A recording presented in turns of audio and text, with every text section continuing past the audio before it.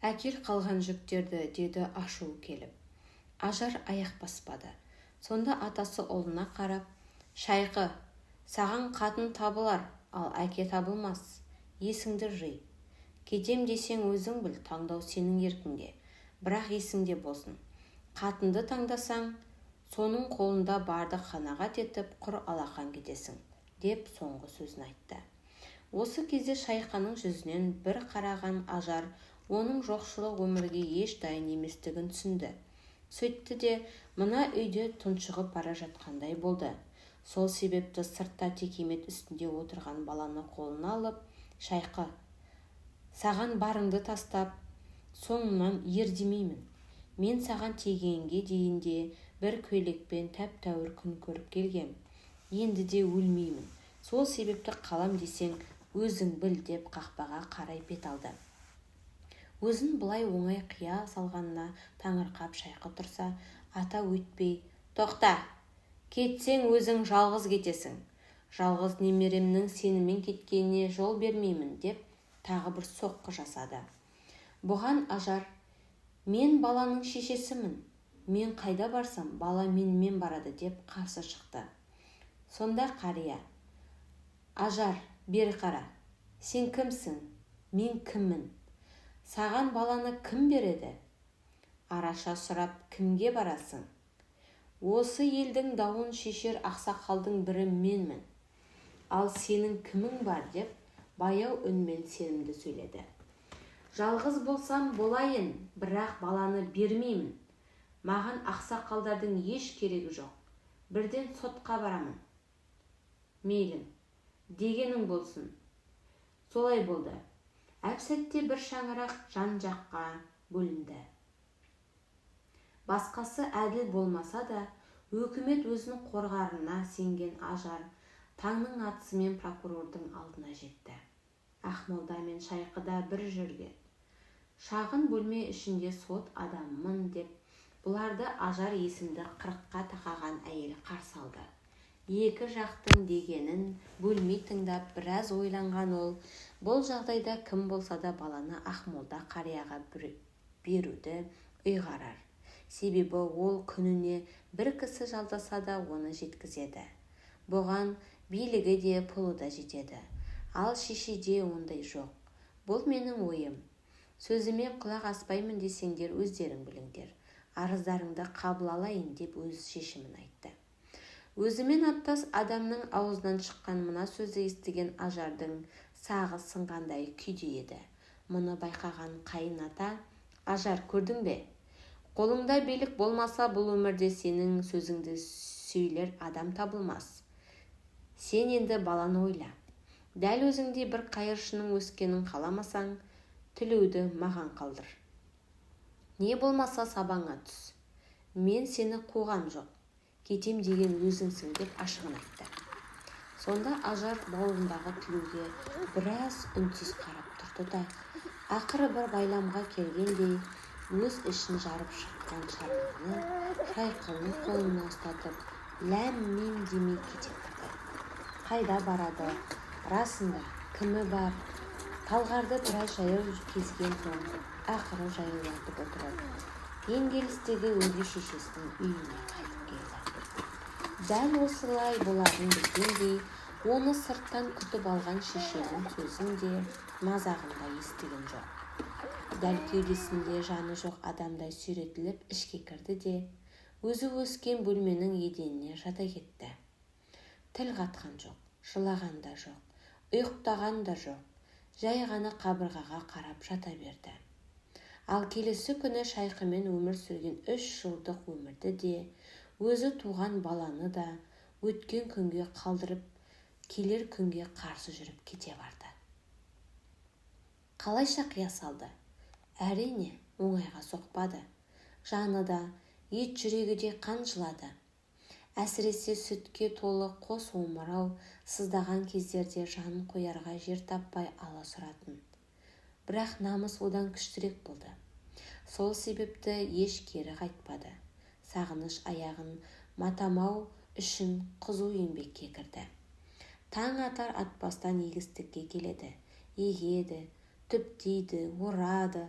суғарады, жемісін жинап, қапқа сап, арба үстіне лақтырады. Өзін еш аямады. Аяудың не екенін білмеді, тек күресуді білді. Алдыма келгенді не мен жығамын, не мені жығады деп күн кешті. Арада осылай жыл өтті. Бүгінде әдеттегідей шешемен көріспеу үшін егістіктен ең соңғы арбамен қайтты. Бірақ бұл жолы әйім ұйықтыға кетпей, май шамның жарығымен өзін күтіп отыр еді. Ажар үйге кірісімен, «Отыр, өзіңе айтар шаруам бар» деп бұйыра сөйледі. Ажар қарсы шықпады, сөйтті. 4 жыл бұрын менің дегеніме қарсы шығып, шайқыға байға тидің. Не шықты оңынан? Ажар тіл қатпады. Шеше болса, әбдірішшенің кесіріңнен өлді. Енді сенің таңдап байға тиер қақың жоқ, деді ескі әңгімені қозғап. Бұл сандырағын тыңдап отыра бергісі келмеген Ажар, менің байға тиер ойым жоқ, тиер байыма тиіп болдым, деп орнынан көтерілмек еді. Шешесі, олай деме. Сен менің алдымдағы борышыңды өтеген жоқсың. Сені баққан еңбегімнің өтемі қайда? Ақмолдадан алған 4-5 қара оның орнын жаба ма? Деп ұзақтан әкеле жатып ет, шыдамы таусылған Ажар, енді маған не істе дейсің? Айт дегеніңе көнейін деп сөзін бөлді. Мұны естіген шеше лап ете түскендей, әлгі Айтбайдың құдасының соғыстан келген жиен немересі бар екен. Әке шешеден ерте айырылған көрінеді. Жасы 30-дан асса да әлі қатын алмапты. Сені айттырып келмекші. Байдан шыққан қызды айттырып, қалың мал төлегенін қайдан көрдің? Бағың жаңғалы тұр, деп қызға мейірімі ашылып, жылы сөйлеп жатыр еді. Орнынан көтерілген Ажар, мейлі, қалағаның болсын, деді де бөлмесіне кіріп кете барды. Бұлай оңай көне саларын өзде күтпеген әйім аңтарылып қарап қала берді. Ал Ажар болса, жай ғана өзіне жабысқан түбі жоқ қарыздан құтылғысы келетін. Жылқы баққан кезінде тапқаны да, мына соңғы жыл еңбек еткен табысы да орын жаппады. Осыдан шығар, басқа жол көрмеген соң еш қарсыласпай көнді. Әйім оның ойынан айнып қаларынан қорқып, бұл істі ұзаққа созбады. Осылайша Ажар өзі өмірі көрмеген көрші ауылдың Сәдір есімді жігітіне күйеуге тиіп кете барды. 1949 жылдың күзі. Соғыста бірнеше жерден оқ алған Сәдірдің күнара ұстамасы ұстап, жүйкесі сыр береді. Ондай кездерде ол өз тән жарасының азабынан құтылу үшін алдына келген жаннан өш алады. Соңғы жыл бұл таяқ тек Ажарға келіп тиеді, аямайды. Әйелсің-ау, ай күнің жетіп тұрау демейді, соққыға жығады. Оны аз көрсе, қыс демей, жаз демей, жапан түзге апарып, өлігіңді табармын деп жалғыз қалдырып кетеді. Ор қазып, соған тастап, бетін топырақпен жауып кеткен кезі де бар. Ажар ше, Ажар, бұған да еті үйренген тәрізді. Топырақты қазып шығып, жаяулатып үйіне оралады. Бұл ісінің бірін Сәдір өз білсе, енді бірін білмей жатады. Соғыстан тапқан қасіреті сол болатын. Бүгін де сондай күннің бірі болды. Ұстамасы ұстаған Сәдір, іште 7 айлық баласы бар Ажарға қамшалып жүгіріп, бірнеше рет арқадан осып жіберді де, бас ауған жаққа жөнелді. Бұл жолы оңай құтылғанына қуанған Ажар, тоқып жатқан ши алашасын ары қарай жалғастыра берді. Осы сәтте қақпа қағылып, ішке ер кісі мен келіншек кірді.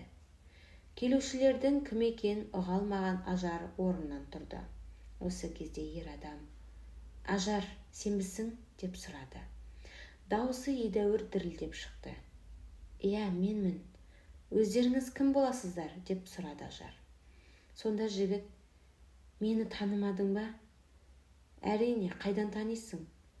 Сен ол кезде тіпті кішкене ең. Мен Ысқақпын, Ысқақ», деді де бет орамалымен бетін бүркеді. Осы кезде тілеуінен өз еркімен бас тартқан кезде де Сәдірдің қамшысының дәмін татқан кезде көзіне бір тамшы жас алмаған келіншек жерге отыра кетті де үнсіз мөлтілдеп жылады. Жігіт те сол тұрған жерінен қозғалмай егіле берді. Сәлден кейін басын жоғары көтерген Ажар: «Қайда жүрдің? Ең болмаса бір жылға ерте келсең болмас па еді?» деді де қайта үнсіз қалды. Осы кезде ғана қасына жақындаған аға тізесін бүгіп, Ажарды құшағына алып: «Кеш келгенім үшін кешірші» дей берді. 18 жылдан бері бірін-бірі өліге санаған мына екеуі ет жүрегі езілмей қарай аламаған Қатирада өксігін бір баса алмады. Өмірдің сыры біте ме? Шіркін, сәл ерте келсе, сөйтсе, бәрі басқаша болар ма еді? Әбден кешке дастарханға отырған Ысқақ басынан өткен баяндады. Өкіметтің әкеміздің бар малын тәркілегені, көпке ұзамай әкенің өлгені, базар екеуіңді жетімдер үйіне қалдырғанымызды да, бәрі есімде. Анам сол күні көп жылады. Бірақ үшеумізді бірдей аман алып қала алмасын білген соң, әкенің ең болмаса ұлы аман болсын, артында тұяқ қалса екен деген соңғы тілегінен аттай алмай солай етуіне тура келді. Сол күні екеуміз есіктен шығып Талғарға жол тарттық. Қараңғы түсісімен үскірік білінді. Жолымыз болғанда айдаладан шамның жарығын байқап, бір тоқал тамға кезіктік. Иесі жасы 40-тағыда еркісі болатын. Түн түнеуімізге рұқсатын беріп, сұрай келе әлгі үйде 7 адамның жалғыз қалғанын білдік. Сол түні қарнымыз тоймаса да, жылы жерде жатып ұйықтадық.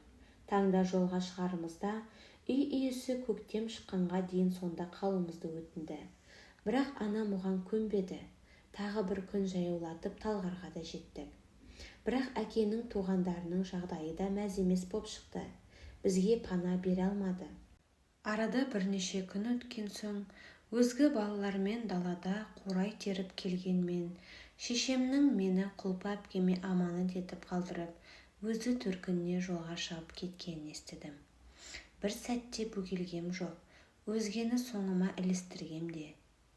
Шешемнің соңынан тұра қаштым. Шешемнің төркінім Ұзынағашта, Еке деген рудың қызымын. Ұзынағашқа жету үшін Алматыны асып өтесің деген сөзі бір сәт жадымнан шықпады. Сол себепті Алматыны бетке алып, күн-түн демей жаяулата жүріп отырдым. Ақыры түнделете ел ішіне кірдім. Неше күннен бері нәр татпаған соң буыным әлсіреп, күннің суығына шыдаудан қалдым. Сол себепті көзіме іліккен үйдің қақпасының астынан өттім де, қорасының аузына барып бүрісіп отыра кеттім. Біраздан кейін бойымды ұйқы басып, көзім ілініп бара жатқанда үйден орыс қария шығып мені көтеріп үйіне кіргізді. Тапқанын беріп бойымды жылытты. Сөйтті де келесі күні таңның атысымен мені жетектеп жетімдер үйіне әкелді. Міне, сол жетімдер үйінде мені кәмелеттік жасқа дейін болдым. Одан шыққан күні соғысқа іліндім. Татар тұзым болыпты. 3 жыл қару асынсам да аман қалдым. Соғыс бітіп, кері қайтар мекен жайды жазар қағазға Ұзынағашты жазып шешемнің туған жеріне келдім. Көптен сұрап, ақыры Еке руын да таптым. Бірақ шешеме сол бойы Ұзынағашқа жетуді жазбаған екен. Ағаның әңгімесін бөлмей тыңдаған Ажар осы сәтке дейін шешенің де тірі боларына үміті бар кісідей терең күрсінді. Ысқақ болса, Ұзынағашта 1 жыл тұрған соң Алматыға келіп, соғысқа қатысқан жетім ретінде тегін оқуға іліктім. Ұстамын. 1 жыл бұрын жеңгеммен бас қостым. Есімі Қатира деп әңгімесін тамамдады. Осылайша Ажардың бір қарыннан шыққан ет жақыны табылды. Қарындасына бұдан былай сәлде болса жақын жүргісі келген Ысқақ колхоз басшысына арыз жазып, көрші ауылдың біріне қоныстанды. Бірақ бұдан Сәдірдің қыспағы азая қоймады. Қыстың қақаған суық күннің бірінде Ажар дүниеге Айна есімді қыз әкелді. Осыны естіп келген аға жеңге бала мен шешенің тастай суық үйде отырғанын көрді. Сол жылы көп өтініштен кейін сәдірдің рұқсатын алып, олар ақыры Ажарды үйіне алып келіп, 3 ай бірге тұрды. Жеңгенің мейірімі ағадан да асты. Осы 3 айда Ажар күтімнің не екенін біліп, жүрегі сәл жұмсарғандай болды. Алайда көктем шығысымен сәдір келген соң бұрынғы өміріне кері оралуына тура келді. Сол күні Ажарды әкетіп бара жатқан арбамен қатарласа жаяу жүрген жеңге сәдірге «Жалынайын, тек ұрмашы, енді ұрмашы, ұра көрмеші» деп боталап жылап, біраз жерге дейін шығарып салды. Өкінішке орай сол жылдың күзінде Ысқақтың оқуының өтемін өтеу үшін маман жетіспеген өзге алыс аймаққа кетуіне тура келді. Соның кесірінен аға мен қарындас ұзақ жылдарға қайта айырылысты. Арада тағы жыл өтті. Сәдірден туған қыздың жасы бірден енді асқан.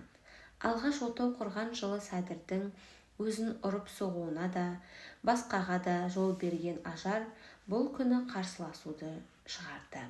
Әсіресе балаға қауіп төнген кездерде қарайып тұрмады. Таяқ астында қалса да жолын бөгейді.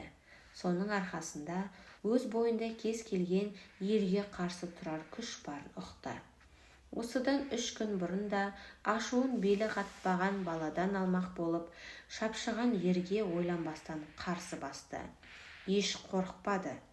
Сөйтсе де әлгінің қолын бұрап, үйден сүйреп шығарды да қақпаға қарай бар күшімен итеріп кеп қалды.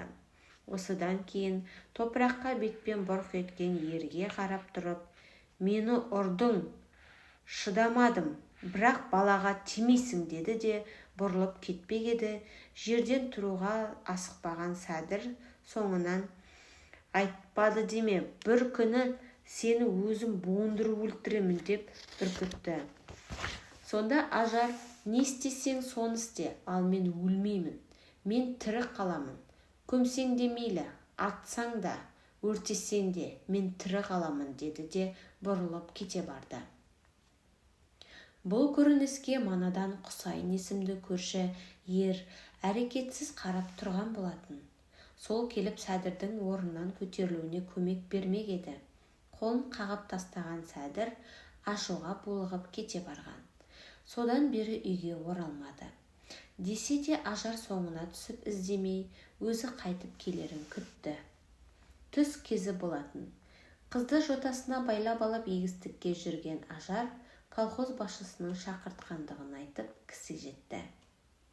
Сонымен ілесіп конторға келген ол іште 5-6 кісінің жиналғанын көрді. Арасында әлгі Құсайын есімді көршісі де бар еді. Ажардың кіргенін көрісімен бәрі бір кісідей орындарынан тұрды. Сөйтті де ішіндегі бірі «Соңғы рет күйеуіңді қашан көрдің?» деп сұрады. «Үйге келмегеніне 3 күндей болды. Тағы не бүлдірді? Біреумен арыздасып қалып па?» «Көктем кезі ғой. Күз көктемде жүйкесі басқа кездегіге қарағанда көптеу сыр береді» деген Ажар әдеттегідей мән-жайды түсіндіре бастады. Сонда әлгі қойшылардың бірі бүгін таңда Сәдірдің өлі денесін өзен маңынан тауып алыпты. Пышақталғанға ұқсайды деп тоқетерін айтты.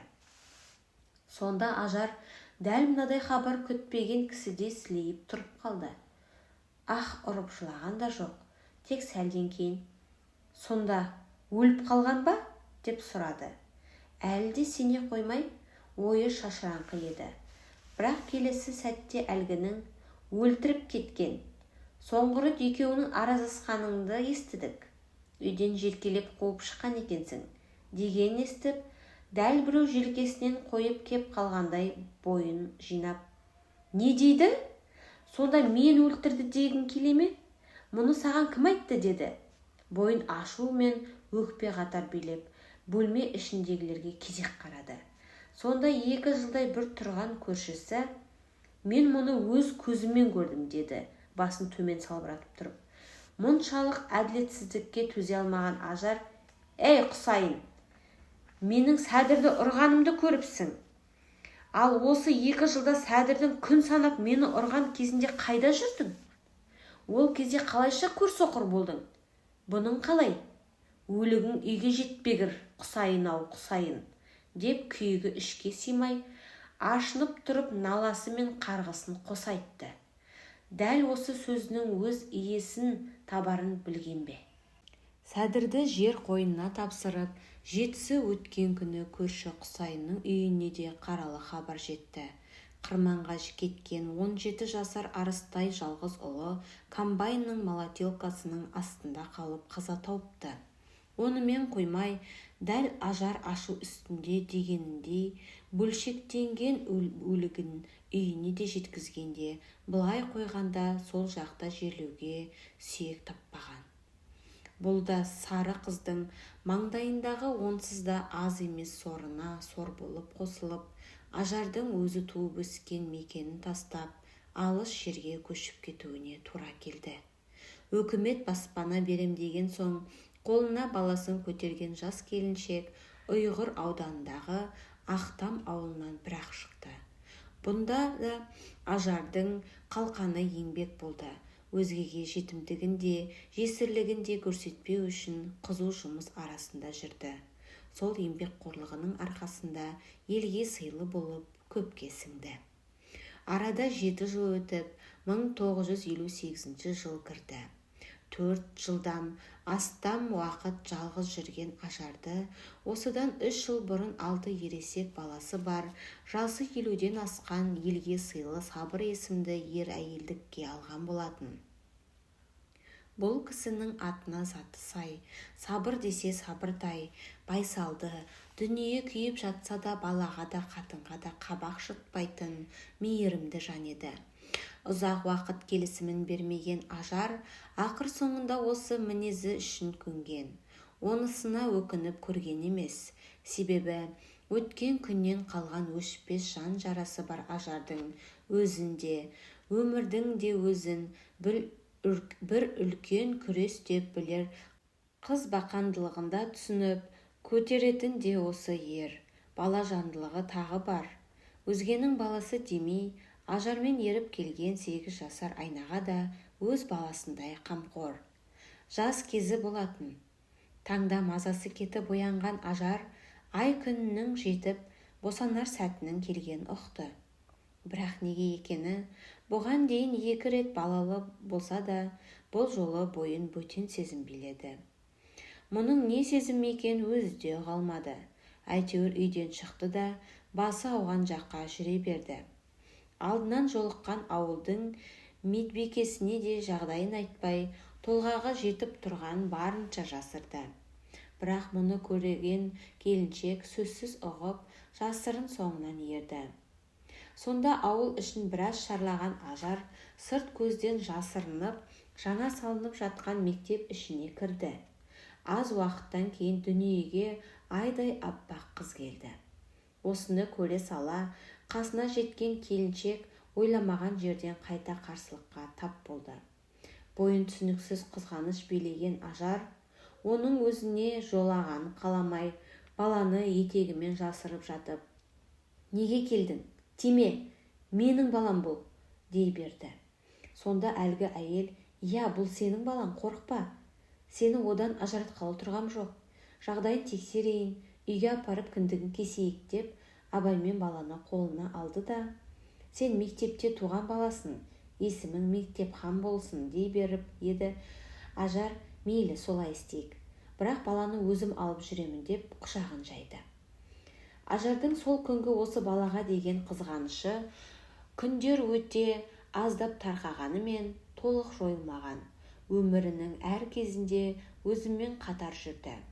Араға бірнеше жыл салып дүниеге Мәлік, артынан Әлік есімді ұлдар әкелсе де, бұл сезім өзгермеді. Уақыт сездірмей өз ағымымен өтіп жатты. Биыл кішкене сары қыз, ажардың жасы 37-ге жеткен.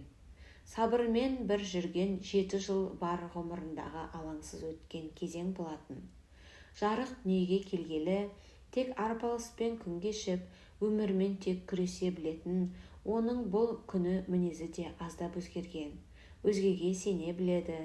Бұл өздігінен емес, әркез қарғам, көппен бір жүрші, ағайын туыс, дос шараның ішінде жүрші. Сенің жалғыз еместігіңді көріп кеткім келеді деп өз жанынан еш тастамай ертіп жүретін сабырдың арқасы болса керек. 1962 жыл болатын. Соғыссыз, аштықсыз сүрген бейбіт өмірге де не жетсін. Ел ішіндегі жағдай түзеліп, ауыл-ауылға мектептер, ауруханалар салынып, халықтың жағдайы біршама жақсарған.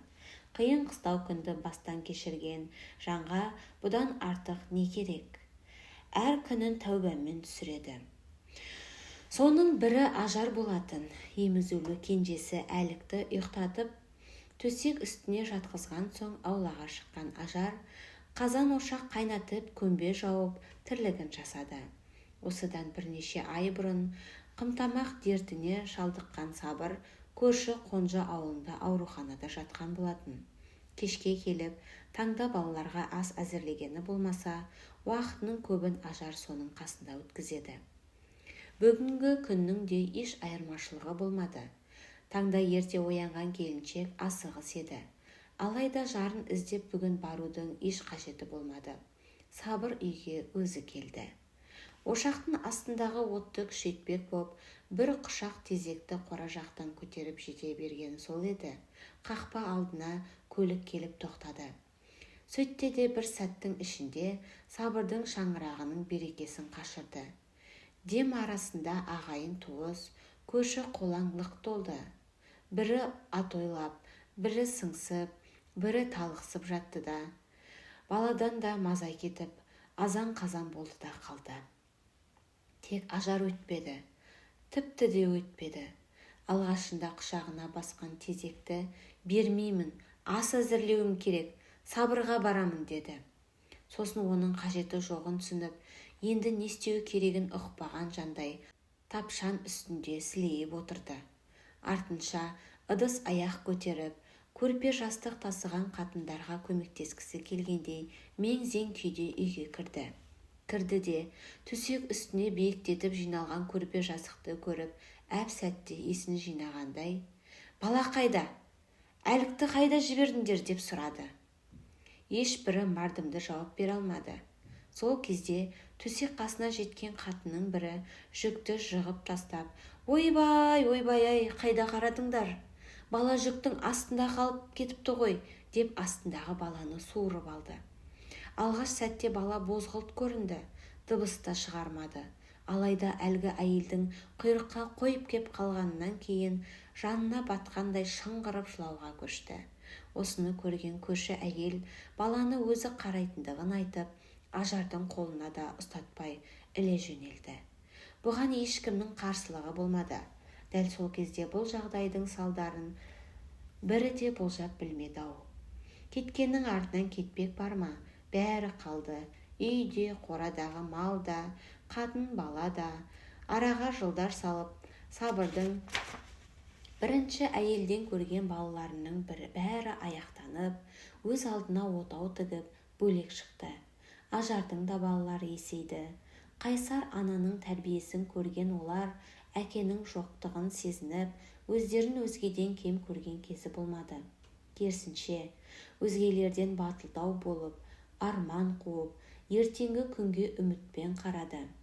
Солай бола беруі үшін бар күшін салған шеше, Мектепхан мен Мәлік орта мектепті тәмамдасымен Алматы қаласына көшіп келді. Сондағы қалағаны өзінде болмаған мүмкіндікті соларға беру еді. Шешенің тілегі қабыл болып, Мектепхан қыздар педагогикалық институтына түсіп, ән салып, өнер жолын таңдады. Бала күннен қағазға жақын Мәлік суретшінің оқуына түсті. Айна оқу емес, отбасын таңдап тұрмыс құрды. Араларында болашаққа жоспар құрмаған Әлік қана болатын. Оған оның еш қажеті жоқ еді.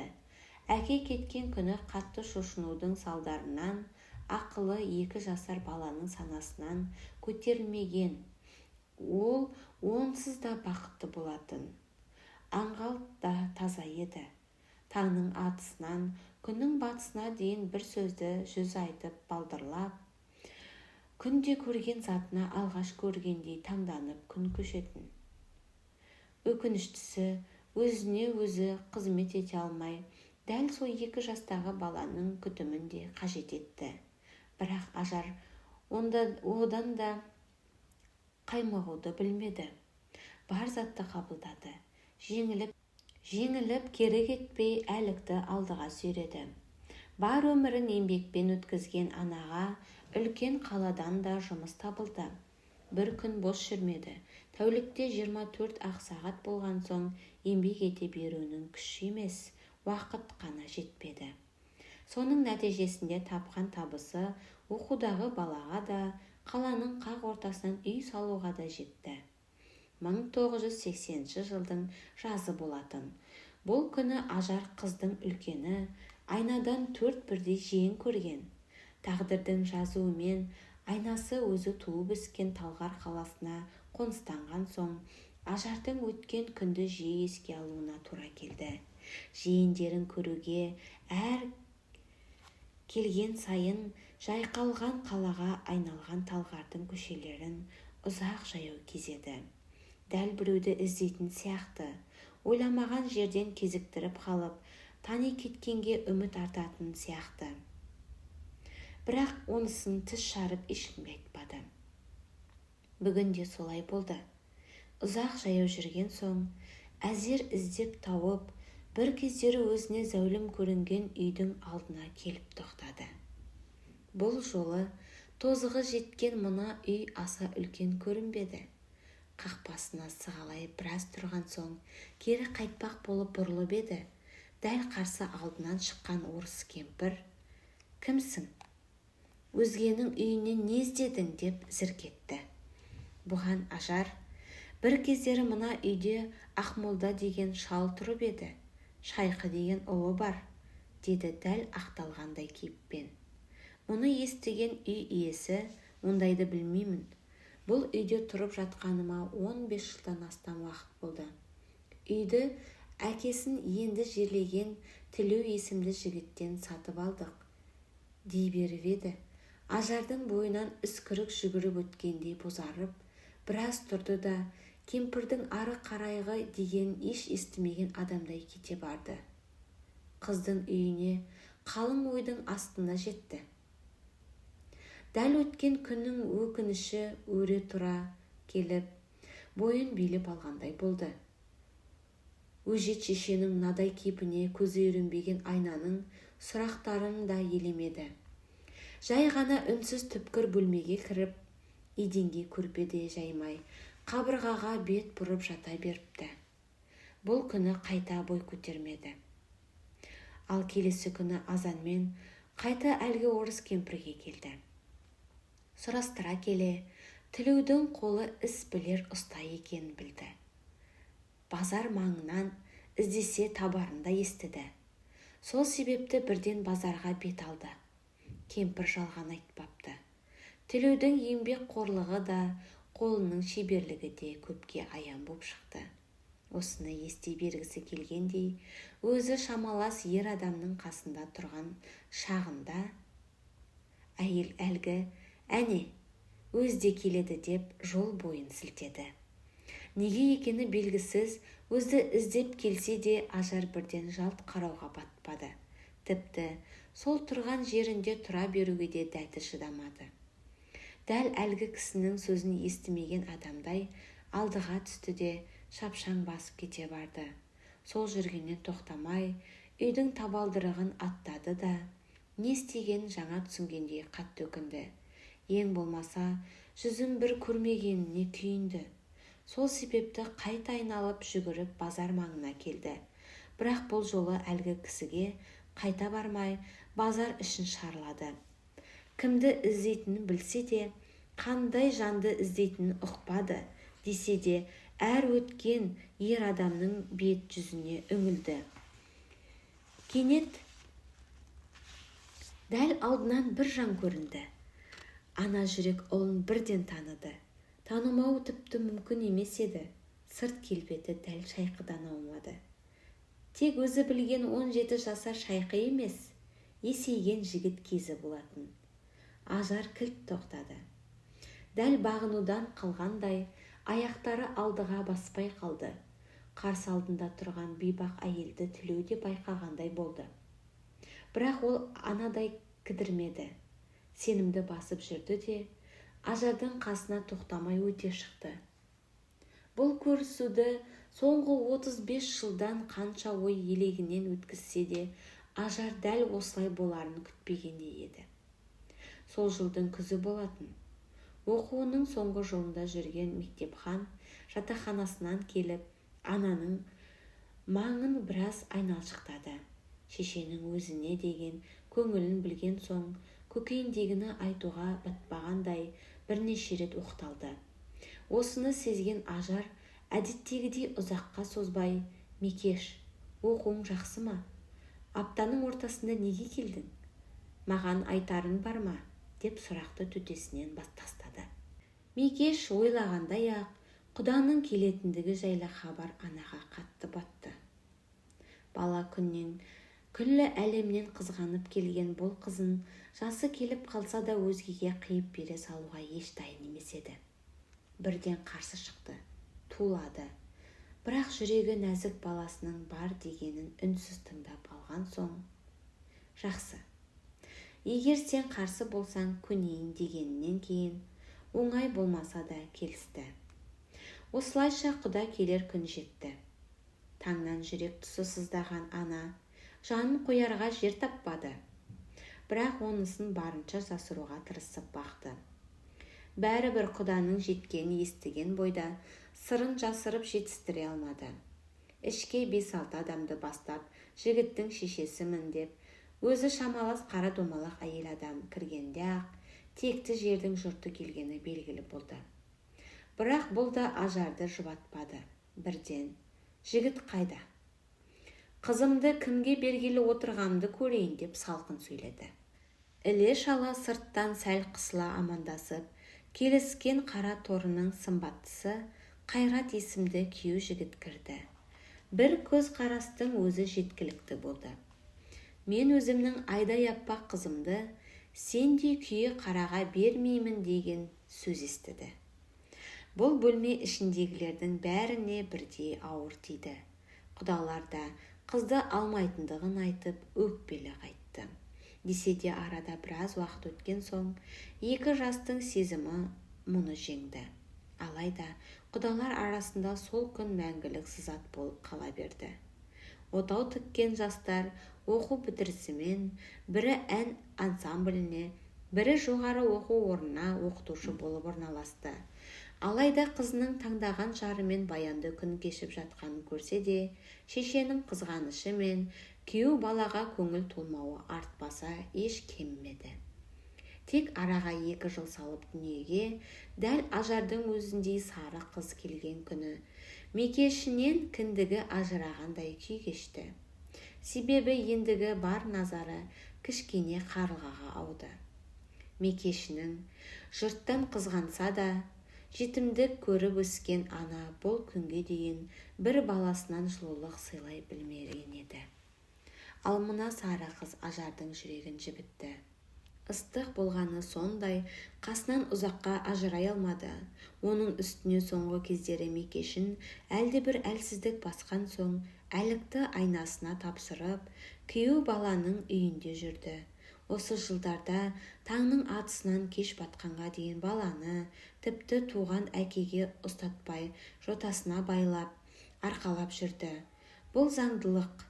Тіпті араға 3 жыл сап дүниеге Қаршыға есімді қыз келгенде де өзгермеді. 1985 жылдың көктемі, өткен жылдың қысында болған жастардың көтерілісі кезінде студенттерін сырттай шығармай ұстап отырудың орнына алаңға бірге шыққаны үшін басы кетпей жұмыстан қысқартылғанына тәуба деген күйеу бала өкіметтің бұйрығымен шалғайдағы ауылдың біріне көшіп келген болатын. 3 жасар сары қызын тізесіне жастық сап тербетіп, әлдилеп отырған Ажар есік алдына көлік келіп тоқтағанын терезеден байқап сыртқа шықты. Бұл Мекештің Қаршығаны босанып келген күні болатын. Көліктен түскен күйеу бала артқы орында отырған Мекештен баланы алып, «Апа, Қаршыға есімді қызды болдық», деді жымия. Ғұмырлы болсын, өз қыздарыңа жеттіңдер ме?» деген Ажар қолына көтерген сары қызының маңдайынан іскеді. Сонда Қайрат, «Апа, жиеннің жүзін көрмейсіз?» деп сұрады. Олай етуінің еш себебі барын білмеген Ажар баласының қасына жақындай келе жүзіне қарады да, «Ойбой, байғұс-ау, мынаны Қайрат құртып кетіпті ғой», дегеннің өзі де аңғармады. Олардың қызын алғалы өзінің қара екенін жақсы біліп қалған күйеу бала мұнысы мүлдем батпады. Керісінше, «Иә, апа, солай сияқты», деп қарқылдай күліп келіншегіне қарады. Мекеш болса бұл сәтте көліктен баяу түсіп жатқан болатын. Сол күні Қайрат та, шеше де жас анаға соңғы жылдары жабысқан әлсіздіктің күрт үдегенін байқады. Десе де, дәл сол күні мұның әлі неге әкеп соғарын ешбірі болжап біле алған жоқ. Арада тағы бірнеше жыл өткен. Мекеші күн санап әлсіреп, солып бара жатты. Қайрат тартынбай, халық ішіндегі аты шыққан бақсы-балгер, дәрігер дегеннің бәрін аралады. Көрші тұрған Ресей еліне де барды, шипа болмады. Табиғатынан ұстамды қыз бұған сабырлықпен қарап, мойын сұнғандай еді. Ал шеше көне алмады. Ешбір қарсылығына беріліп көрмеген оған әппақ қызының аурудан жеңіліп бара жатқаны қатты батты. Қол қусырып, қыздың үйінде отыра беруге де төзе алмады. Сол себепті Алматыға оралып, қайта қызу еңбекке кірді. Жұмыс талғап жатпады. Ауруханаларды күзетіп болды. Саяжайларды, кассаларда отырды. Одан қала берсе, аулада сыпырды. Сондағы бар ойы, ең болмаса тәнін шаршатып, ауыр ойдан арылу болатын. 1988 жыл. Мәлігі жақсы жердің қызын алып, келінді болды. Араға 1 жыл салып немере сүйді. Айнасының ұл қызы да жетіп, ұядан ұшып жатты. Өткен жылы ұзақ уақытқа байланысын үзіп алған ағамен қайта қауышқан. Соның арқасында әкесі Қанаттың соңғы тілегі қабыл болып, Ысқақтан туған 9 баланың ұрпағы жалғап, күн санап көбейіп жатқанда көрді. Бұлай қарағанда аппақ қызының осалдығы болмаса, бар өмірі баянды, тілеуі қабыл болғандай еді. 1995 жыл.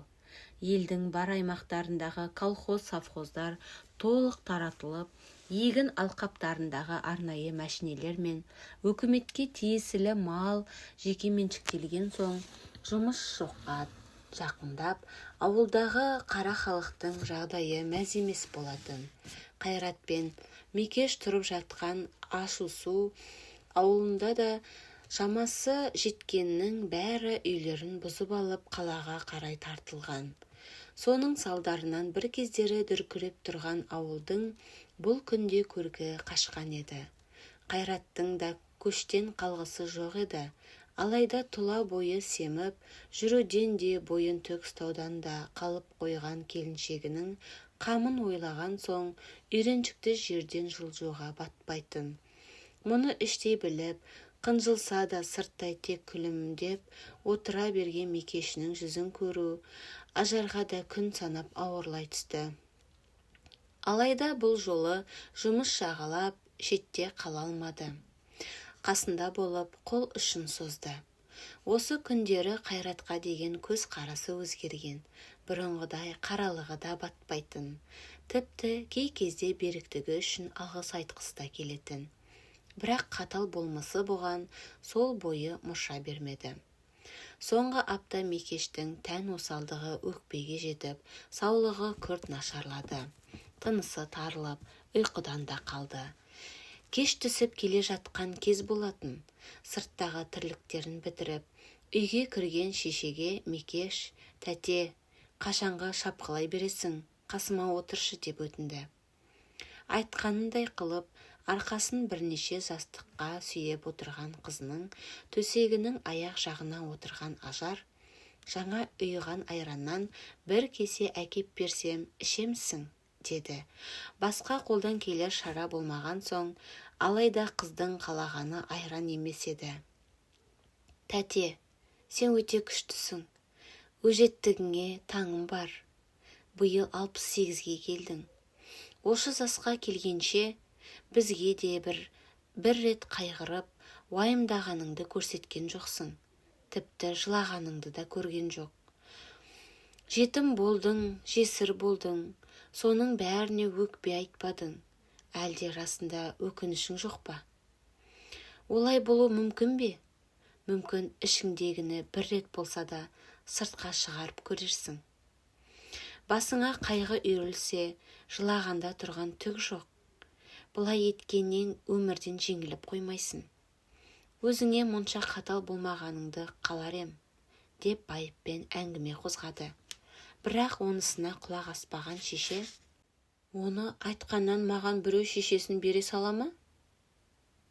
Қой, ондайды айтпа.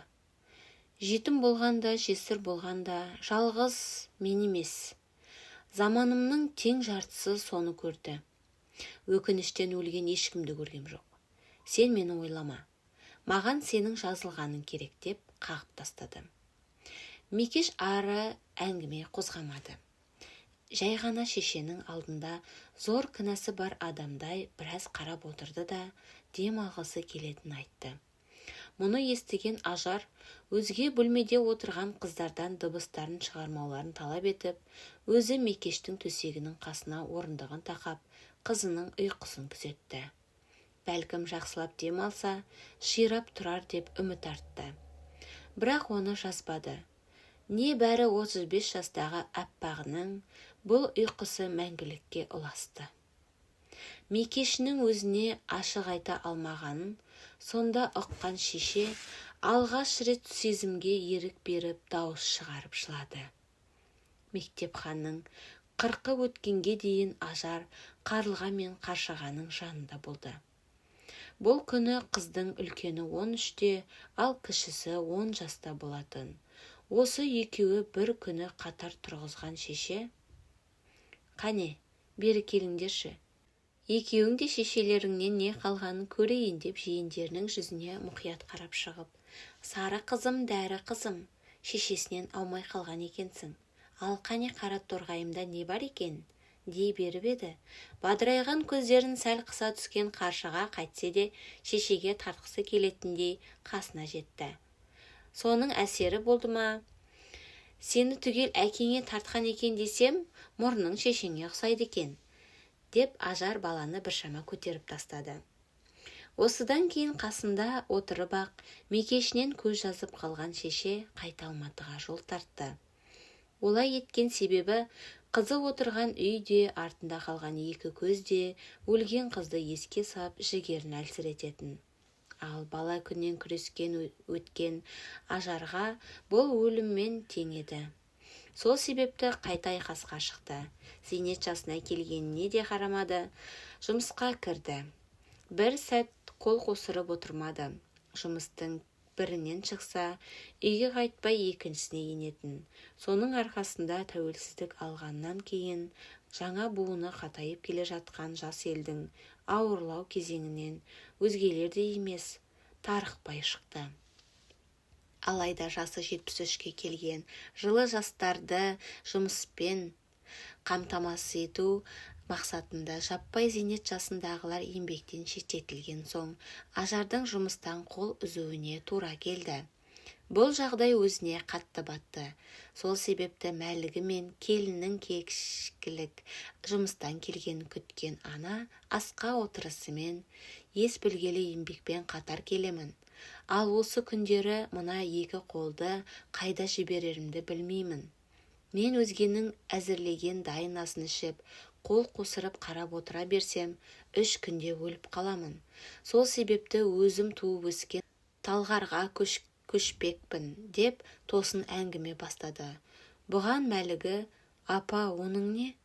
Жасың 70-тен асқанда бөлек шығамын дегенің қалай? Ел жұрттан ұят емес пе, дей беріп еді. Елдің сөзінен бұрын да қорыққам жоқ. Әзірде үркімеймін. Оның үстіне Талғардың тауға жақын шетінен жақсы үйде қарастырып қойдым. Қалтамда сол үйдің алған соң іші сыртын сылатып жаңартуға жететін қаражатым бар. Ауласында үлкен бақшасы бар. Әлікті таза ауаға қоямын да өзім бақша күтемін. Сенен рұқсат сұрап отырғам жоқ. Шешімді айтып отырмын, деп ойын нық жеткізді. Шешесінің ойына алғанына қылмай қоймасын білетін ұлдың көнбестен басқа амалы болмады. Осылайша туған жерге қайта жеткен сары қыз еңбекке толы өмірін ары жалғастырды. Бұл күнде Талғардың завод-фабрикалары толық жабылып, крандар мен өзге де құрылыс мәшинелері тот басып, іссіз тұрған болатын. Соның кесірінен өзін-өзі қамтамасыз ете алмаған қала біртіндеп жүдеп бара жатқан еді. Алайда Ажарға керегі фабрика емес. Оның бір кездері өз тастап кеткен ұлға жақын жүргісі келді. Бетіне топырақ жабылғанға дейін алдынан бір өтіп кешірім сұрағысы келетін. Бірақ бұл оңайға соқпады. Соңғы 20 жылда Талғарға келген сайын өзін қанша іздеп барса да бір ауыз кешір деген сөзге батпады. Тек алыстан үнсіз қарап, амандығын тілеп кетіп жүрді. Бір күні ізіне түсіп, үйіне дейін еріп барып, екі қыз бір ұлының барын білді. 2001 жылдың жаз кезі болатын. Бақшасында піскен шиені базарға апарып өткізіп, үйіне бет алған Ажар өзінен бірнеше көше жоғары тұратын Тілеудің есігінің алдынан өтті.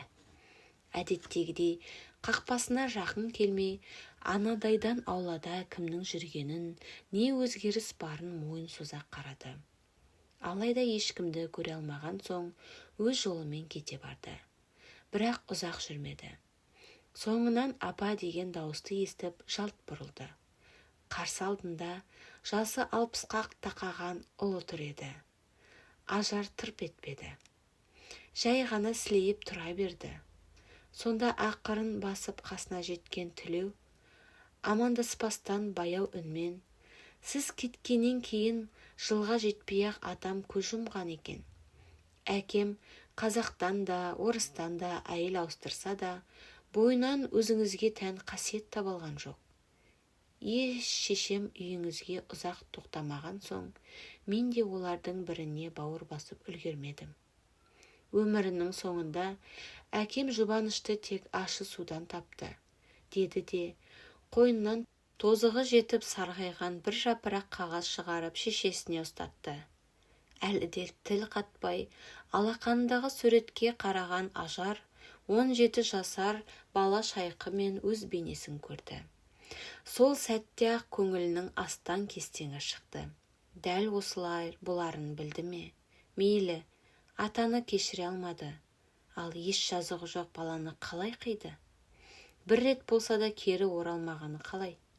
Сөйткен болса, Тілеуі жүрегінде өзіне деген алып ренішті осы күнге дейін арқаламас па еді? Көрсе де, шешем деп мойындамайтындай өзін жек көрмес пе еді? Жек көрсе де, мына тозығы жеткен қағазды аялап сақтап, өзін мұншалық сағынбас па еді? Ақ қағаздан біразға дейін жанарын көтере алмаған шеше, енді не десе де, Тілеуінің алдындағы күнәсін жуа алмасын түсінгендей, сол бойы ләм-мим демей бұрылып кете барды. Алайда Тілеудің осы анаға деген алғашқы қадамы шеше мен баланың қайта табысуына негіз болды. Жылдар өте келе оңай болмаса да, қайта тіке қарауға шеше де үйренді. Кешірімге ұл да үйренді.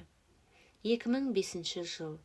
Бақша күтімді қажет етпейтін мезгілдерде үйге сыймайтын Ажар сабыры жерленген Ақтамға баратын. Сабырдың қалауы орындалып, бұл күні жасы 80-ге тақаған сары кемпірді жұрты ерекше ықыласпен күтетін. Ол да құр қалмай қолындағы барын беріп сабырдан қалған ұл қыздың той томалағына араласып, қоян қолтық жүрді. Дәл солай ауылдан оралғанына бір аптадай уақыт өткен күні ойламаған жерден үйге қарлығасы мен қаршығасы кіріп келді. Бұл күні қыздың үлкені оқуын тамамдап, Алматыда дәрігер болса, кішісі жоғарғы білімін алып жатқан. Осының арқасында қыздар бұрынғыға қарағанда әжеге бір табан жақындай түскен болатын. Екеуінің қақпадан кіргенін көрген Әлік елпілдеп алдарынан шығып: «О, Қарлыға мен Қаршыға келді. Мекештің қыздары келді. Мекештің шашы тізеге жететін ұзын болатын, бірақ Мекеш өліп қалды. Ой, көміп тастады ғой. Болды, өлді. Оны көміп тастады», деп әдеттегі әңгімесіне басты. Бұған бойлары үйреніп кеткен қыздар: «Әлік, апам қайда?» «Мә, ала ғой. Апам, көріп қоймай тұрғанда мына кәмпитті жеп ал», деп қолына бір уыс кәмпит ұстатты. Әлгі кәмпитті бас салған Әліктің қуанышы қойнына симай бақша жаққа тайып тұрды. Екі қызын көріп марқайып алған Ажар бар дәмдісін шығарып дастарханға қойды. Сөйтіп ең жақсысын сары қызының алдына ысырып отырып: «Әкелеріңнің қалы қалай?» деп сұрады. Әдеттегідей бірінші жауап беруге асығатын қара торғайы: «Жақсы, тәтеміздің аяғы ауыр», деді де, үстел астынан әлдебіреу аяғын шымшып алғандай астыға бір, әпкесіне бір қарап: «Оның несін жасырасың? Ода тұрған не бар?» деп тақ етті. Бұны естіп: «Әрине, тірі адам тіршілігін жасайды ғой. Әкелеріңе несіне ренжимін? Шешелеріңе қарады, екеуіңді жеткізді. Енді ол да өмір көруі керек», деген Ажар артынша: «Екіншісі ме еді?» деп сұрады. Бұған сары қызы: «Төртіншісі, апа», деп түзеді. «Аман жүрсін. Шешелеріңді қызғанған соң араларына сөзбен көп түстім. Алайда Қайрат бір рет қарсы сөйлеп көрген жоқ. Сыйлады. Осы күні соны дер кезінде ұға алмағаныма өкінемін. Алайда өткен қайтып келе ме? Бұл күндері жасы егде тартқан соң ба, Ажар өткенді еске көп алатын. Біріне мақтанса, енді біріне өкініші барын жасырмайтын. Астан кейін қыздардың үйін жинап берейік деген үзілді-кесілді қарсы болған соң, ең болмасы ыдыс жумақ болып сыртқа шыққан қара қызына біраз қарап отырған Ажар: «Әй қызым, андағы ыдысты несіне сонша сипайсың? Ондай әлжуаз болма. Адамның бойында жігер болу керек, күш болу керек. Әкелші көрсетейін», деп табаққа құйған суын өз алдына ысырып алып: «Міне, былай, кез келген жұмысты бұрқ-сарқ еткізіп, төгіп шашып шайпап істеу керек», деп бар ыдысты жуа тастады. Мұнысына екі қолды айқастырып қойып күле қараған Қаршыға: «Апа, сонда бұл 5 кесені төкпей шашпай шайқай салсам болмай ма? Міндетті түрде бұрқылдатуым керек пе? Маған берсең бұл ыдысты далаға шығармай, үйде-ақ жуып шайып алар ем», деп тістеп сөйледі.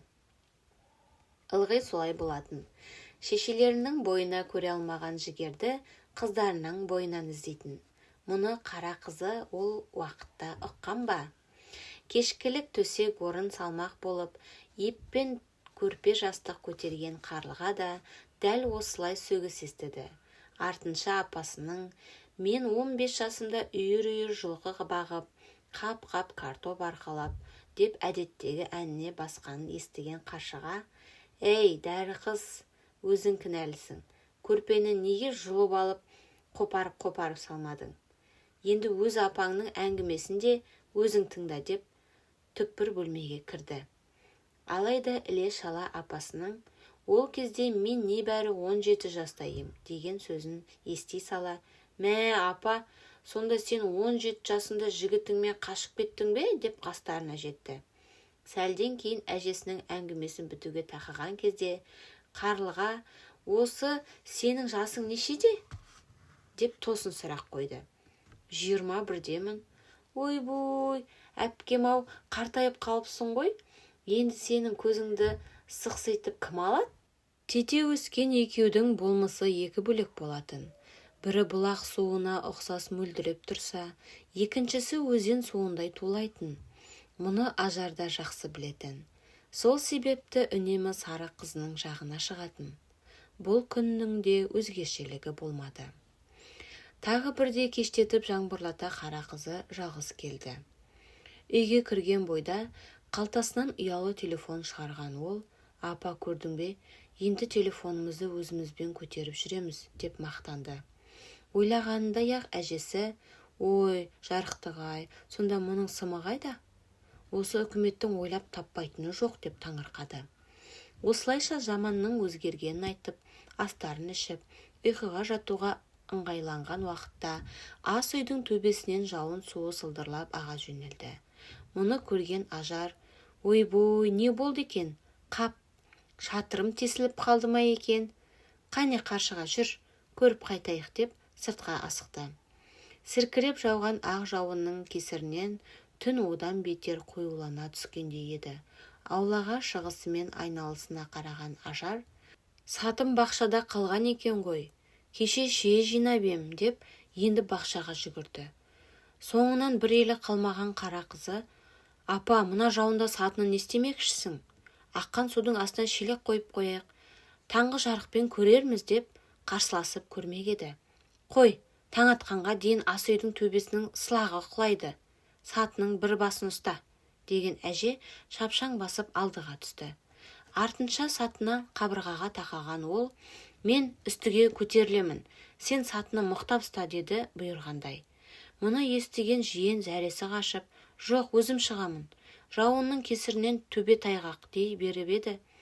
Көп сөзді қой, сен қай жердің тесілгенін білмейсің. Мен көтеріліп қараймын да кері қайтамын деп, бетін қағып тастап сатыға өрмелей берді. Қарсы соққан екпінді жауынның кесірінен жоғарыға қарап, көзді ашып тұра беруге шамасы жетпеген қаршыға кенет әжесінің жай қараймында түсемінді қойып төбеге шығып кеткенін көріп, апа, оның не, төбеге неге шықтың? Дей берді аузына басқа сөз түспей. Бұған төбеден шатыр үстіне жата кетіп төмен қараған ажар, шатыр сынып кеткен екен, үйге кіре берер жерде қара қағаз жатыр, соны әкел, уақытша тесікті бітегенге жарайды деп айқайлады. Не керек, жауынның суына малынған ажар төбені бітеген соң кері қайтты. Апасының сатыдан түскенше тәубәсін жүз айтқан қыз қауіптің сейілгенін көрісімен, апа, мұның қалай? Қашанғы осылай жүре бересің? Ұлың да бар, қызың да бар. Бірінің қолына неге бармайсың? Жасың келді ғой, қорқу дегенді неге білмейсің деп бұрқылдай жөнелді. Бұған үйге қарай бет алған ажар, қой, қорыққан несі? Қорықпаймын. Тіпті бала күнімде де қорыққам жоқ. Шатырға шыққанда тұрған түк жоқ қой. 15 жасқа толған күнімде алдыма үйір жылқыны салып алып, тауға да, тасқа да шықтым. Қасқырдың арасында қалып қойған кезімде болған, деп ескіні жаңғырта бастап еді. Соңынан бір елі қалмай үйге кірген қаршыға, қойшы апа, білемін. Жылқыны баққаның да, картоп арыққалағаныңды да білемін. Бірақ сен қазір 15-те емессің ғой, 80-ге тақадың. Осындай шаруаға өзің шабыла бермей, өзгеге сеніп тапсырар күнің де болды. Ал төбеден аяғың тайып құлап кетсең не болар еді деп батыра сөйледі. Алайда артынша апасының, құлап түссем орнынан тұрып үстімді қағамын да алдыға қарай жүре беремін. Менің әзір күшім бар. Мен өзгеге, ей, қайсың барсың? Ей, ананы бүйте салшы деп отырғанға төзе алмаймын. Олай болғанша болмаған тіпті артық емес пе? Шамам барда тірлігімді өзім істесем, ғана мен өзімді тірі сезінемін. Маған өмір сүру үшін осындай айқас керек, күрес керек. Дегенін естіген соң сап тыйылып жуасып қалды. Ал келесі күні таңда қаршығаны жолға шығарып салмақ болған ажар, сөрелердің бірінен қағазға оралған бір шөлмек тосапты алып шығып, мынау қарақаттың тосабы, өз бақшамнан жинадым. Содан кейін оны мұздай суға 3 рет жуып тазаладым.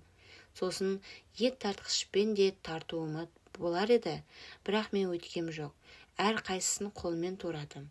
Тәттілігі басым болсын деп, қантты да артық қостым деп тізе бастап еді.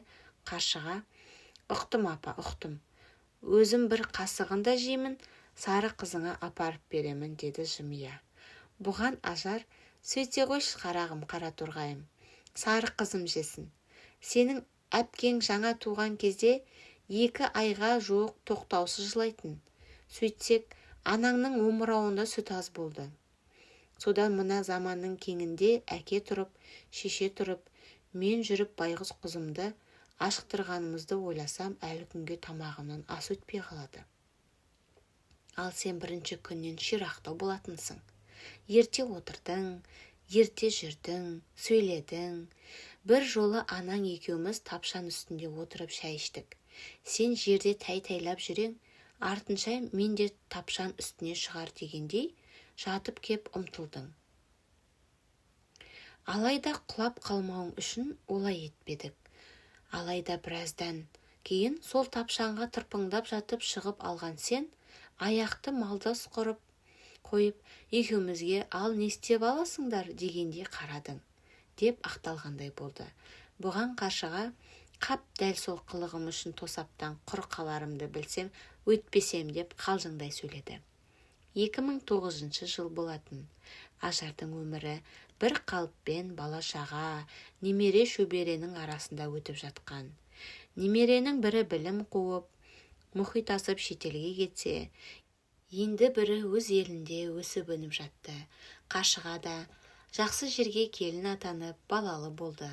Өзінен тараған балалардың осы жақсылығын көзбен көрген шеше, бұл күнде жатса да тұрса да шүкірлік ететін болған. Оны тек осы күндері сары қызының өзіне келмей кеткені де, тұрмыс құрмағаны да мазалайтын. Мұны естіген Қаршығасы да, өзгелер де Қарлығаның жұмыстан қолы тимейтіндігін айтып сендіріп бағатын. Сонда да қол қалап болмаған соң, келмеуден басқа амалы болмаған бір күні сары қыз да жетті. Мұны естіген қарт ананың қуанышында шек жоқ еді. Алайда келесі сәтте дәрі қызының қос аяқты сілтіп басқан жүрісін көріп жүрегі сырқ ете түсті. Осылай боларын білген Қарлыға бірден, апа алаңдама, жұмыста жүгіріп жүріп жығылып қалдым. Содан тобығым тайып кетті деп сендірді. Қарт ана бұған қатты сенгісі келіп көне кетті. Алайда уақыт өтсе де сары қызының жүрісі оңалмады. Керісінше, күн санап дәл шешесінің ізін басып әлсірей берді. Алғаш уақыттарында мұны жасыруға қанша тырысып баққанымен, жылдар өте бәрінің мойындауына тура келді. Әдеттегідей қарт ана бұған оңайлықпен көне алмай, ем іздеп шипа табу керегін айтып аласұрды. Не шара, арада 4 жылдай уақыт өткен болатын. Өз еркімен жүріп тұрудан қалған сары қызы әкесінің қолында еді. Халін білгісі келіп, қарт ана телефон арқылы өзімен сөйлескен сәттерде, өзі де қара қызы да бір ауыздан сары қыздың халі жақсы, әкесінің үйінде қолдың құртмайын жеп отырған адамның қалай жаман болсын деп алдарқататын. Алайда шешенің көңілі тыныштық таппады. Мұның негізсіз еместігі 2014 жылдың жазы білінді. Мекешінен айырылғалы қарт ана бір түсі жиі көретін. Әркез өзі аппақ қызын шардап шалдығып іздеп жүреді. Алайда еш таба алмайды. Бүгінде дәл сол түсті көрді. Алайда бұл жолы түс соңында сағынып сарғайып іздеген аппағы жолдың арғы бетінде, анадайда қол бұлғап тұр екен. Соған қарай беттей берген сәтте оянды. Сол күні Мәлік пен келіні үйге келіп қонақ болып жатқан болатын. Келінің ұйқыдан тұрғанын күткен ене, таңғы шай үстінде бүгін түсімде Мекешімді көрдім. Екеуміздің қосылатын күніміз жақын қалған екен.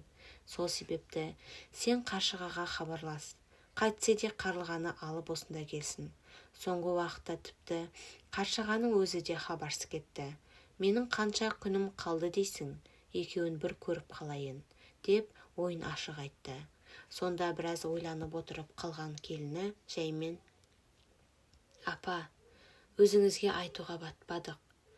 Қарлығаның денсаулығы сыр беріп жатыр. 2 айдан бері ауруханадан шыққан жоқ. Қасына өзгелердің кіруіне рұқсат жоқ екен. Бекем болыңыз деп шындықты айтты. Уайымға салынып дүние кезіп кетсе, ажар бола ма? Өйтпеді. Әдеттегідей өжеттілік танытты. Жатса тұрса қызының саулығын тілеп дұға етті. қолында барын берді. Алайда арада тағы бір айдан астам уақыт өтсе де жақсы жаңалық естімеді. Сонда қаладағы келінге қоңырау шалып, мен Алматыға шыққалы жатырмын. Мән жайды ең болмаса қасында жүрген Қашығаны өзінен білейін. Қайтсе де келсін, сендердің үйлеріңде кезігейік деп қара қызын шақыртты. Мұны естіген Қашығаның ары да қашықпақтай беруге мұршасы болмай, дегеніндей қылды. Түс кезі болатын. Апасының келіп қалар уақытында нағашысының үйінің маңына келген Қашыға күйеу баламен бірге үйге кірмей, көлік ішінде отырып күтті. Олай етуінің өз себебі болатын. Кенет жол жақтан қартты көріп, екеуі бірдей көліктен түсті. Бұл кездесуге қанша дайындалып келсе де, қара қыз қобалжуын баса алмай, қос көзге кезек үрледі. Алайда мұның еш көмегі болмады. Сол себепті кеп қалған апасын әдеттегідей жымиып қарсы алуға тырысқанымен, көзге әмірі жүрмеді. Сонда қасына жақындай келе, қара торғайының жүзінен анықтап қарап алған қартана, әпкеңді арашалаймын деп шаршап жүрмісің, қара торғайым. Мықты бол. Қорықпа, еш қорықпа. Алла ұлық. Сен, Аллаға сенген адам құстай ұшады. Адамға сенген адам мұрттай ұшады деп, қызынан бұрын өзіне рух бергісі келгендей өтімді сөйледі. Бұған Қашыға, иә, дегеннен өзге мардымды жауап бермеді. Сонда қартана, ең болмаса бір сәтте сары қызымның жүзін көруіме бола ма, деп өтінді. Осы кезде бірден бойын жинаған қыз, апа, бұйырса өз жазылып шыққан соң саған келеді. Әзір қасына кіруге рұқсат жоқ деп қарсылық білдірді. Сол күні Қаршыға көп нәрсе жасырып, сары қызының енді келуі екіталай екенін де, тек өзін аяған соң әпкесімен кездесуге рұқсат етпеген де ашып айтпады. Арада 10 шақты күн өткен. Сары қызының жағдайына алаңдаған қартана өз үйіне қайта алмай, Алматыдағы ұлдың үйінде жатқан болатын. Алайда жаңалықтан сырттан келетін күткен шеше, үйдегі келін мен баладан бірнеше күннен бері маза кеткеніне мән бермеді. Төр бөлмеде оңашаланып, дұға етумен болды. Кенет ақырын басып ішке кірген келін, жасыған кейіппен қасына отырып, апа, қарлығадан айырылып қалдық, деп суық хабарын жеткізіп терең күрсінді. Мына сөзді анық естісе де, ене жауап қайтармады. Келіндей боп ағыл-тегіл жылаған да жоқ. Үнсіз орнынан көтерілді де, терезесінің алдына барып тұрды. Келіннің, апа, өзіңіздің денсаулығыңызды алаңдаған соң осылай болған дұрыс деп шештік. Бүгін таңда жерлеуге барып келдік. Сізге ауыр тиерін білген соң, солай еткеннен өзге амалымыз қалмады, деп ақталғаны да керек қылған жоқ. Сол қалпы алысқа көз тұрып тұра берді. Бұл үнсізді келесі күнге дейін ұласты. Айналасындағы жандарды керек етпеді, нәр татқанда жоқ. Тек кешкілік есік қағылып, Қаршығаның келгенін естігенде, жанарын көтеріп есікке көз тікті. Сөйтті де бұл өмірдің өзіне арнаған соңғы соққысы емесін ұқты. Күйеу баланың қолынан мықтап ұстаған қара торғайы өзіне қарай қос аяқты сілтіп басып, зорға жүріп келе жатты. Соңғы кездері қара торғайының да өзімен кездесуден қашқақтауының себебін шеше сонда ұқты. Сөйтті де одан бетер үнсіздікке үңілді. Қашыға да тіл қатпады, көзге де ерік бермеді. Үнсіз басып келіп, жанына отырды да қойды. Осы қалыпта біраз отырған соң, қарт ана терезеден жанарын тайдырмай, шешең түсіме кірді. Алғаш рет өзін іздеп таптым. Әне дәл анада тұр екен. Ана ағаш тұрғандай-ақ қашықтықта күлімсіреп, маған қол былғап тұрды.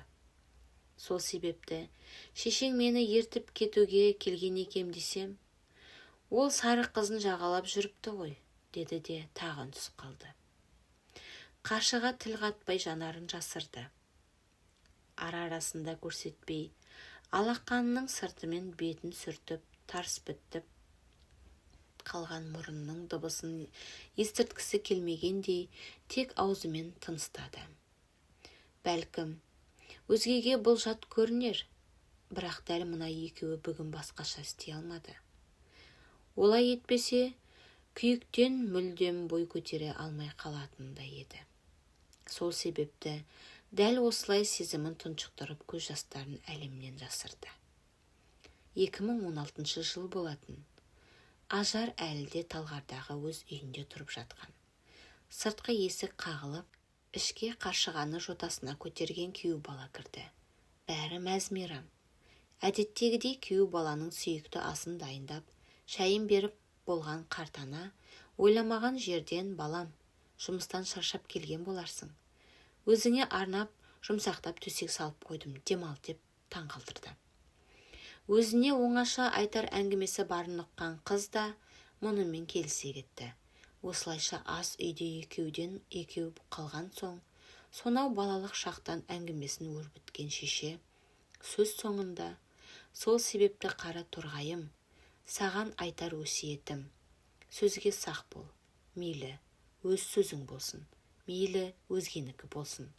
Өзіңді де, өзгені де ауыр сөзге қима, тек жақсы сөйле.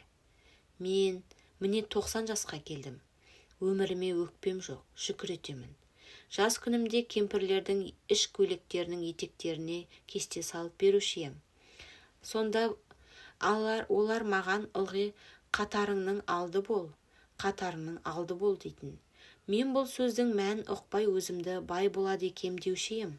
Бірақ өзгеден асып бай болғам жоқ. Алайда мен қазір қатарымның алдымын. Менімен бір жүргенің бәрі кетті. Қалғанның жағдайы менікінен өзгерек. Ал менің көзім ашық, құлағым сақ, санам тұнық. Өзің көріп тұрғандай әлі өзгеге бағынышты болғам жоқ. 3 ұл, 2 қыздан 9 немере, 15 шөбере, 3 шөпшек көрдім. Бұған жетпеген қаншама. Мысалға, ашығып өлген базарым өмірден не көрді? Сол себепті тәубе етем. Алайда мен пендемін ғой, ашуға міндім, тіліме ерік бердім. Өзгені аяғам жоқ, өзге мені де оңдырмады. Шайқыға қосыларда 3 жыл бір жүріп бөлек кетсем де арманым жоқ, деп өз өміріме өзім үкім шығарғанымда да білмей қалдым. Атаның сөзін көтере алмай, зор қателік жасадым. Көз жұма қарасамшы, шіркін-ай. Жетім екендігім де, бір көйлекпен келгенім де өтірік емес еді ғой. Енді несін айтайын? Өр көкіректігімнің кесірінен, шешесіз өскен тілеуімнің ғұмыры бөлек тарих. Өгей шешемнің сүйектен өтер сөзіне төзе алмай, басымды ие білмеген соң, Әбдірештің көз жасына қалғаным тағы бар. Бұл күнде оны да аяймын. Құсайынның молотилка астында кеткен ұлы да көз алдымда тұрады. Алайда өткеннен не өзгереді дейсің? Болған іс болды. Ол кезде басқаша істей алғам жоқ. Білген сол еді. Енді міне, өмірімнің көбі кетіп азы қалды. Сол аз күнімде сенің тілеуіңді тілеймін. Сол себепті қара торғайым, сен еш қорықпа. Қанатыңды кең жай. Биіктеп, жорғалатып, құлаштап ұш. Алыстарға самға. Сенің қасыңда қамқор күйеуің бар. Жаратқан соған ұзақ ғұмыр берсін. Орталарыңда дәнекерлерің балаң бар. Әкең аман, мейірімді енең бар. Сол себепті сен өжет бол. Алға ұмтыл. Және бұдан бұлай маған келмей-ақ қой. Мен де сені іздемеймін. Көрмей-ақ та қояйын. Тек өзгелерден қаршыға ел қатарына қосылыпты. Шапқылап жұмыс істеп жүр екен, күшті екен деген естіп өмірден өтіп кетейін. Осыдан басқа арманым жоқ деп ойын түйіндеді. Қыз күніндегідей емес, бұл күндері қаршыға көп ойын іште ұстайтын болған. Сол себепті апасының әр сөзін мұқият тыңдап ойын бөлмеді. Қара қызын шығарып салған соң терезеге жақын тұрған төсек үстіне Ажар қыз келіп отырды. Мейлі, беті мен жүрегіне терең әжім сызат болса да, бұл 90 жасты артта қалдырған сол баяғы кішкене сары қыз болатын. Осы 90 жылдың ішінде көргені де көп, көрмегені де. Соны қайта біраз еске алған соң, дәл әлде біреудің жауабын естігісі келгендей баяу үнмен: «Әбдіреш-ау, Әбдіреш, ал міне қараш, мен не болдым? Сен не болдың? Расында маған осыны тіледің бе? Маған қолың жетпегенде шынымен ақ осылай қиналдың ба?» деп тіл қатты. Алайда еш жауап болмады. Адам баласы өз қолында орасан күш, жойқын қарудың барын біле ме? Әсте білмейді-ау. Білсе осыншалық сөзге салғырт бола ма? Соңына дейін тыңдағандарыңыз үшін көп-көп рахмет. Аман болыңыздар.